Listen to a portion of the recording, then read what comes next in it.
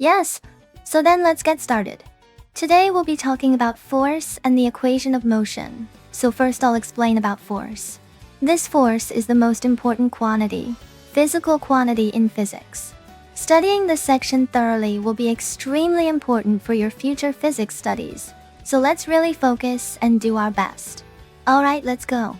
First, we need to clearly define what this force is. For example, in our daily lives, we talk about making an effort.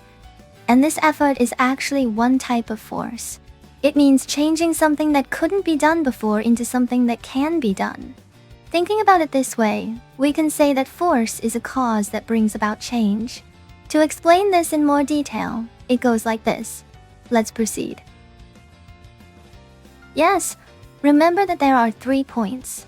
Here's the first one. Yes, force is the cause that changes the velocity of an object. Changing velocity means creating acceleration. In other words, changing the magnitude of velocity, the speed, or even if the speed remains constant, changing only the direction, meaning turning. When these things happen, there is definitely a force acting on that object. Understood? Yes. And now for the second point. Yes, the second effect is making an object rotate. In this case, rotation means the object doesn't fly around in space but turns in place, in a sense spinning on its axis when that happens.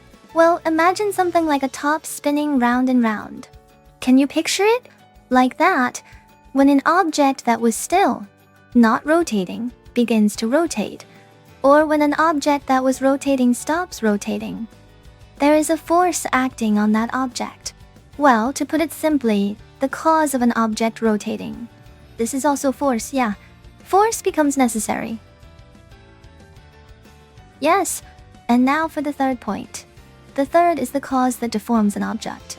In other words, when a shape changes, there is always a cause for it.